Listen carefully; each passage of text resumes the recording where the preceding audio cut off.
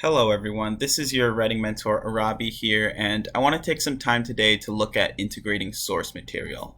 I feel like now is kind of a good time as you guys are going into Project One and thinking about writing those papers to sort of take a step back and look at what it's like to integrate source material in an effective way. And for a lot of students, this can be pretty difficult. So you want to make sure that, after going through all the work of finding those primary and secondary sources, that you're using them in a way that really adds to your paper and, helps the reader see why they're significant in the context of your argument. So we're going to start here just by looking at this kind of basic structure that I've outlined. It's important to note that you can be very creative with how you engage with your sources and how you analyze them in your paper. This guide is sort of for people that maybe you're having trouble with where to begin, or you're just really uncertain about if you're integrating them effectively. This basic structure is really useful in a lot of contexts. So it's three pretty basic steps. So you can start by briefly explaining the context of your source. So you want to give a little bit of an explanation about, what is this source? Why is it significant? And this will kind of allow the reader to understand why you're using this in your paper. For example, a case study conducted by environmental scientists Roel and Mark praises the ability of habitual cycling to reduce CO2 emissions. So that really sets up, this case study is about cycling. It's about how it relates to CO2 emissions. These are environmental scientists. And so you have that credibility and the reader kind of knows why you're using this source. And so next you're going to provide either a quote or you're going to paraphrase the information from your source. Obviously, this is the bulk of using your source. You want to make sure that this information is relevant to your argument. And you can, again, use either quotations or paraphrasing. So I chose to paraphrase here in this example. I said, the case study analyzes the reduction in CO2 emissions due to cycling in Bogota, Colombia, and its conclusion indicates that cycling in this city alone amounts to saving 55,115 tons of CO2 per year. So that really kind of is the thrust of my argument here, and why I'm using this information is because, this kind of data is going to really support my overall paper, and you want to make sure that it's, again, relevant to the topic at hand. And then you want to end by conducting an analysis and explaining the impact of this information.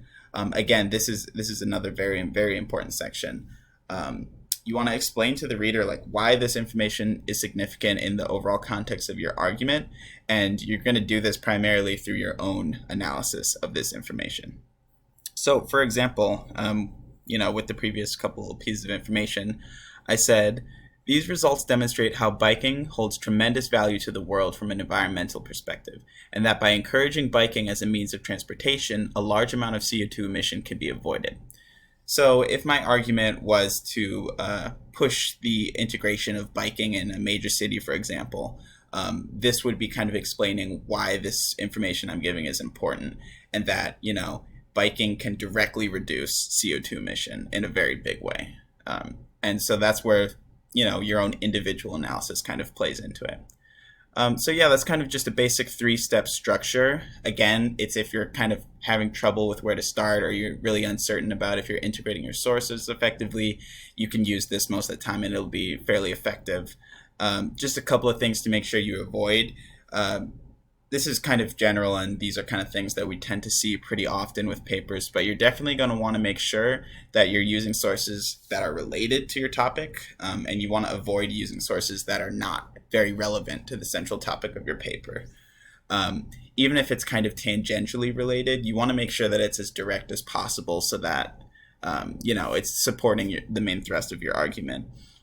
You want to avoid relying on direct quotation over an individual analysis. So this is something else that we see pretty often.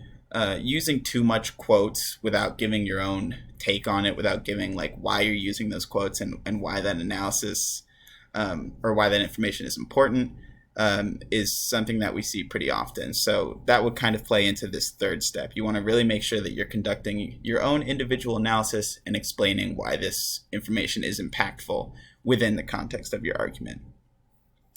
You want to avoid underutilizing your sources, and making claims without proper evidence. So this is kind of the opposite problem, where you don't have any quotes, you don't have any paraphrasing information, and it's essentially a lot of claims that are not coming from sources.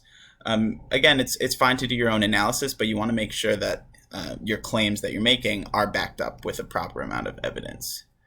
And then, yeah, something to avoid is not using APA format. So you're going to want to make sure that, when you're done with your paper, you go through and double check that it's all aligning with APA standards. There will be other materials out there from either Lucas or our instructor that'll kind of walk you through APA format in a bit more detail. But yeah, you want to make sure that you're using that throughout your paper. And so yeah, that's a little bit of information about integrating source material.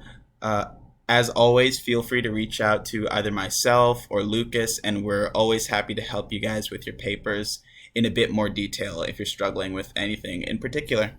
All right, have a good one, guys.